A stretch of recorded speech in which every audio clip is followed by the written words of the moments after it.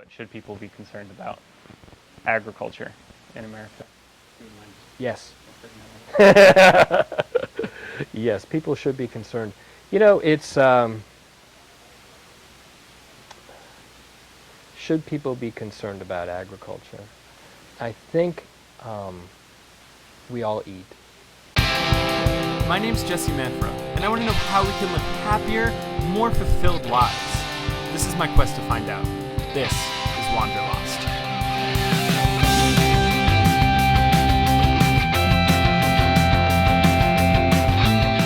We all know local food is something worth supporting, but many people, including myself, don't actually know many small farmers, or where our food comes from. We're going on a trip to talk to some small farmers and find out more about the state of small agriculture, how we can help the small farmers, help the environment, maybe even help ourselves.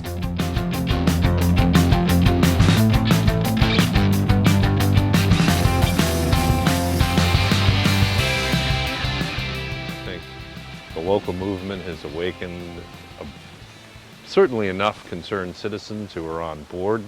A lot of people, young people like you, are just all over the whole food thing. Yeah. Not just good food, but where is your food coming from? And so I'm glad there's a big audience. It's becoming increasingly obvious that as the world's population grows in the next 30 years, we can't count on people from other parts of the world wanting to shift their resources to us. Yeah. It's going to get to be where we have to look at a more regional sustainability program. So that's where I really think it's trending toward, but we're all so hooked on this concept of convenience. Being a farmer is a skill set that's pretty unique. And our country's not rewarding them. I mean, I think farmers are more skilled than doctors. I mean, what good is a doctor if somebody's already starved to death? Yeah. And we're just putting farmers out of business all over the place because nobody's willing to pay for what farmers do. Yeah. It's past the time of talking. And, you know, the first person who's going to be able to solve that problem is the consumer. They vote with their dollar. They go to Mega Mart, you might as well sell the small farmer down the road. Yeah. You support the small farmer, you're starting to make progress.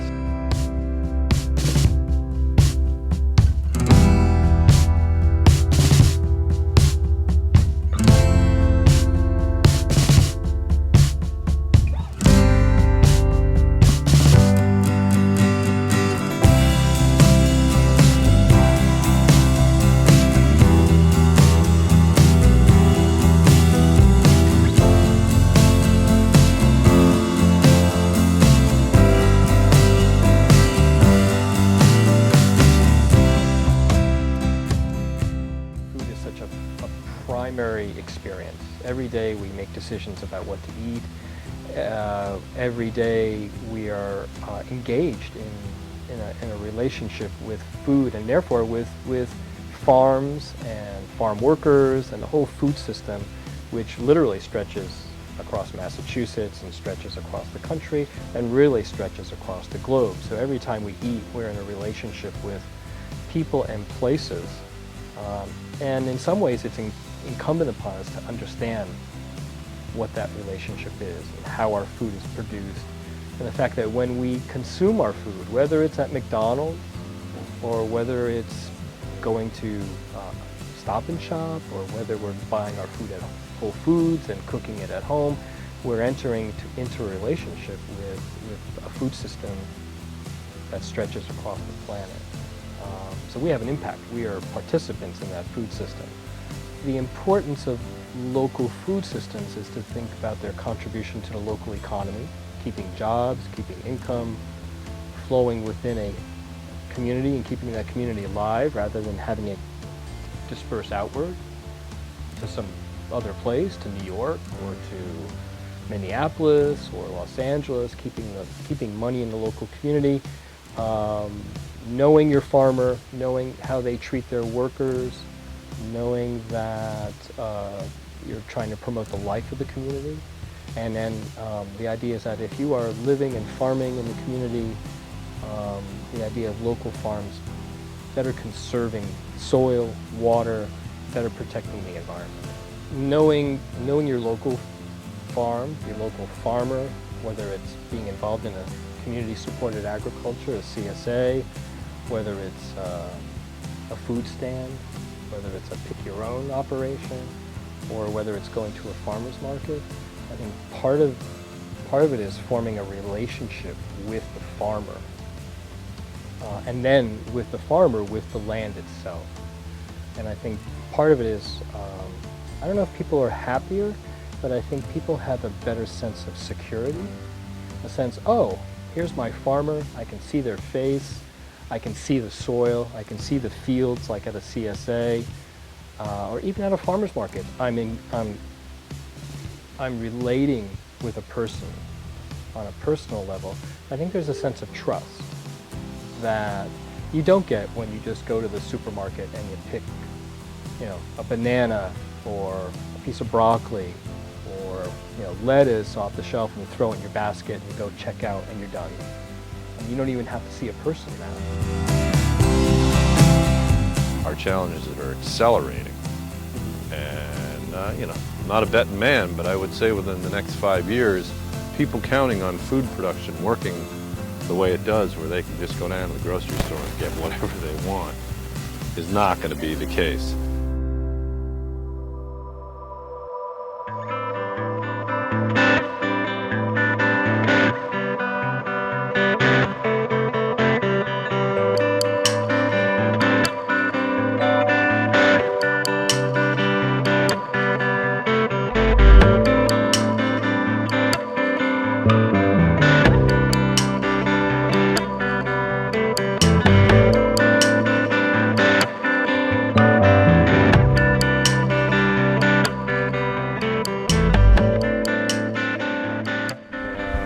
Yeah, it was started small, like with 30 families, and it kind of went up to 220, 230, 240 for a while. We've come back down a little bit. Do you get people just kind of like from all over? Yeah. Just looking at that hawk, probably eyeing our chickens over there. Really? So having that relationship with the farmer, that personal relationship with the farmer, and you can get to know how they grow the food. You can ask them questions. You can go on a tour of the farm. We were one of the earlier ones in eastern Massachusetts. Yeah, did you always intend for it to be a CSA? Yeah, I had grown a little bit on another field for a store, but I heard her name is Robin Van N, who started the first CSA. She came to town and spoke at a local lecture series, and it sounded like such a great idea. Yeah. I got inspired and talked to some friends, and they were interested. And Seems like a great way to support small farming. Just have people come here. Yeah. What role do you see small agriculture playing in the future?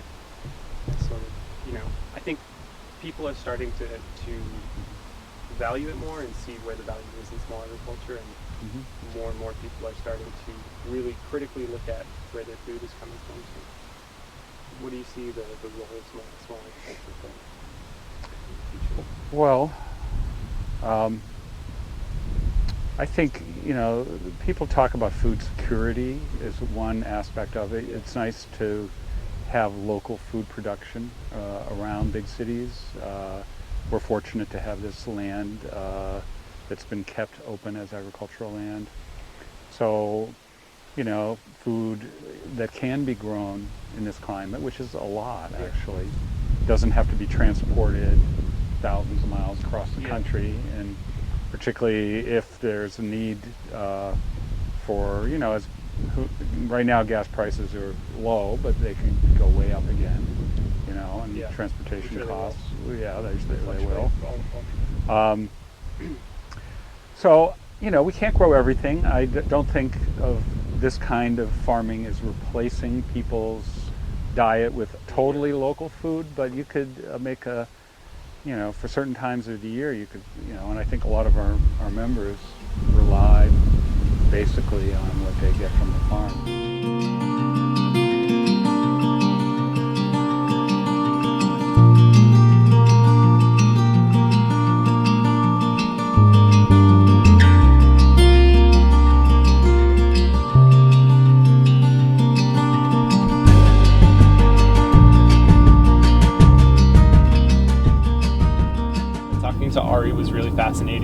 lot of interesting things to say. And now we're heading to an apple orchard. Basically, I want to see what it is that drives people to go pick their own food. You know, they do it at the CSA, but people come out in the hundreds of thousands every year just to go apple picking in New England. And I want to see what it is about having that attachment to picking something that grew in the earth and eating it, especially right there in the orchard. It should be really fun.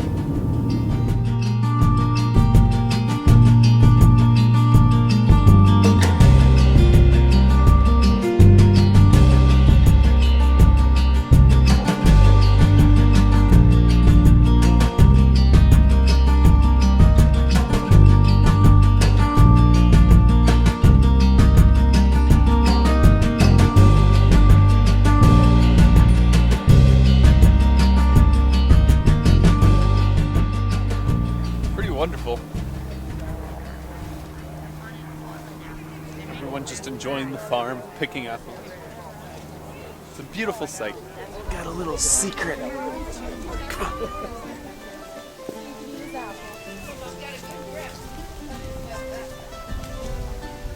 Just eat them.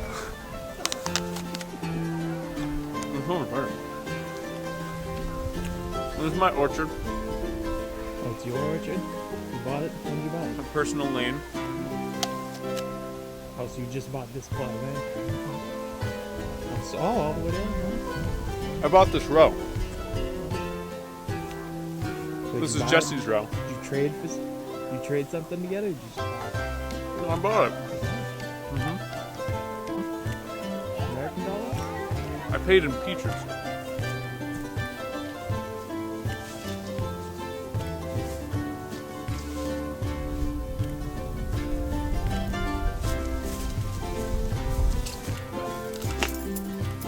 Snap. Look at that vertical leap. You just took it. I squashed it. Sorry.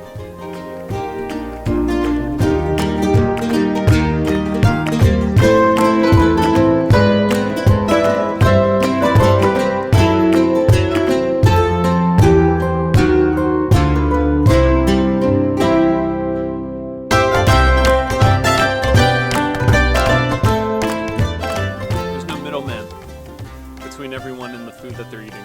They're just picking it. A lot of them are going to take it home, probably make apple pies, eat them as a snack. But I think a lot of them are just going to eat them right here in the orchard. And I think that's one of the beautiful things and the reason people love coming apple picking. But it's also just, it's right there on the tree. You pick it and you eat it. And there's no middle process, there's no delivery, there's no shipping to the store. You're just picking what you see and eating it directly. And I think there's something to be said for picking your own food. And I think everyone here that's here today feels the same way.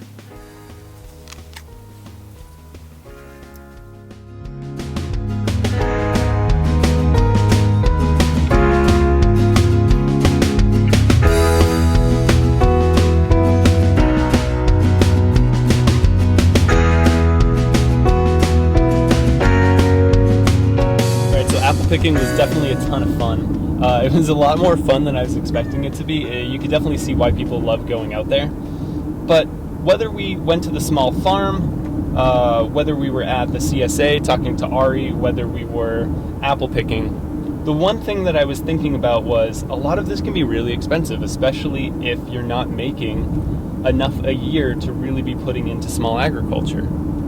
So that's why right now we're going to go check out a community garden in Lowell, Massachusetts. And this community garden is pretty special. 60% of the people that buy into it are either low income or they're immigrants or they're both. And we want to take a look at how small agriculture can be something that's available to everyone, regardless of how much money they make a year. And even if they can't replace their entire diet eating locally, they can at least feel a little bit more connected to the food that comes from this area. Let's go check that out.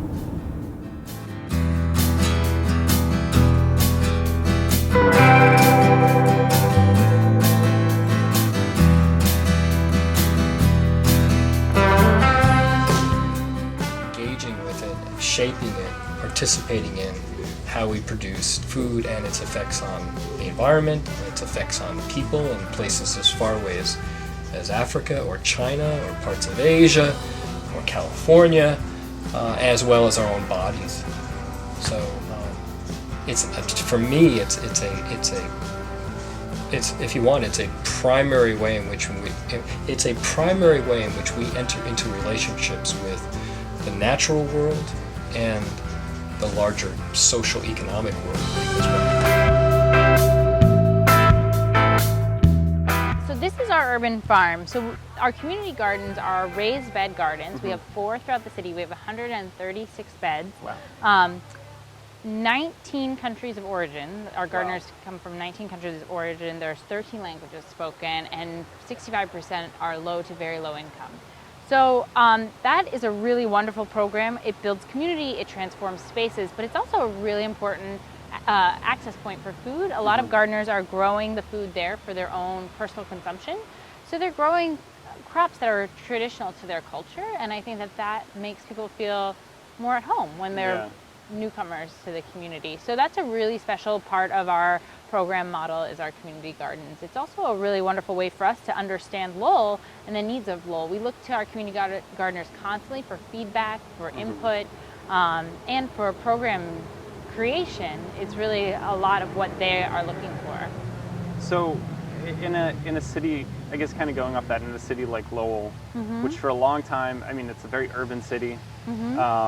For a long time it was a mill town, and then obviously the mills left, and then there wasn't that much business, and you know, a lot of things kind of became dilapidated and run down. So what do you find that community gardens and this type of program bring back to a city like Lowell? Well, I think that it's a multi-pronged approach to redevelopment, and I think that community gardens, urban farms, our mobile markets, they bring vibrancy, and I think that that's what any community that's really trying to propel itself forward needs, is this idea and sense of growth and vibrancy. And I think that it's important to look at your built environment as a way to express that as well. And I think that that's one of the things that we get to do. And again, it's seasonal, although we do year-round production here, but it really does add a feeling of we're investing, we're creating a vibrant community. And people every day stop by and say, thank you for the hard work that you do. Thank you for doing this in this neighborhood, because it can be a tough area. And I think that it is a site where there's a lot of redevelopment happening, and that means that, you know, we get to say, look at the possibilities in an urban center. You can grow not all your food, but definitely some food, which is really incredible. That's really great. So Mill City Grows, our goal is to create a food just community. So that means that we want people to be able to access food, whatever income level, whatever their background is. We want everybody to have access to really healthy, fresh, local food. So we try to create multiple points of access, and one of them is our community garden program. That means you're growing the food yourself. You rent a plot, you're growing it yourself. We provide technical assistance, we build the gardens, and we do general oversight, but they're actually led by volunteer leadership teams, which are gardeners. And then our school education programs, we're in Lowell Public Schools. We have 6 school gardens. We'll be building 5 more next year, and we do a lot of in-school and after-school education. And then we have our mobile market, which sells produce all around the city. We were at 8 stops this year, and we'll be increasing that more and more. And then our urban farms, where we're growing all the food to sell at the mobile market, but we're also engaging over 500 volunteers a year in urban food production. That's awesome. I mean, I think that's great that you're getting into the schools and teaching kids from a young age. Yeah. I'm sure you probably like teaching them the importance of like food and their connection with food. Yeah, and we do nutrition education. We work with Project Bread, and we bring a chef into the schools, and he does a lot of cooking classes, so it's really incredible. That's amazing. Yeah. Or the big supermarket, or even your local co-op. I mean, I sell them lettuce for $1, and they turn around and sell it for $3. Yeah. It's not doing the local farm much good. Yeah. If you come out to the farm and pay $1.50 for it, I could pay my help, I could paint my house, or I'd take a day off.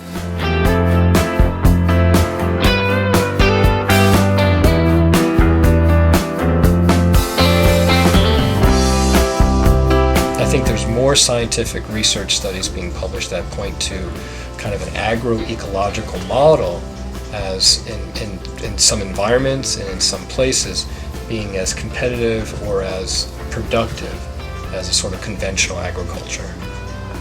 So this was local food. This was small agriculture. This was CSAs. This was farmers doing everything they can to try and connect us back to where our food comes from. Because small agriculture is so important. Because small agriculture is food, and we need food to live. And we need to know where it's coming from, and we need to know what's in it, and we need to know who grew it. Because if we're not connected to our food, I don't think we're really connected to ourselves. And so we're back here in Lowell, Massachusetts, and this is where we're going to end this documentary. And you're probably wondering, Jesse, why are you in this vacant lot with some like converted factory in the background? I'm in this vacant lot because this vacant lot doesn't have to be a vacant lot. Like we've seen with Mill City Grows, and like we've seen with all of the small farmers that we've talked to, this vacant lot with a little bit of hard work can be a place for small agriculture. It can be a place that we can bring food back into our everyday lives and feel more connected, not only with the food that we're eating, but we can feel more connected to ourselves. So this plot of land, as vacant and desolate as it may be, is so important, because no longer do these urban areas have to be a place of desolation just because the jobs left. We can bring back jobs with small agriculture. And sure, maybe it might not speed up the economy as much as people would like it to. But should we be worrying about speeding up the economy, or worrying about having a solid food network? I think the choice is pretty obvious. I want to thank all of you for joining me on this trip to find out where our food comes from and find out how we can live our lives being more connected to our food, because I genuinely think it makes us happier people. From all the people I've talked to, they've all seemed pretty happy. So that's Eating Locally. My name is Jesse Manfra, and this is Wanderlost. Thank you guys so much.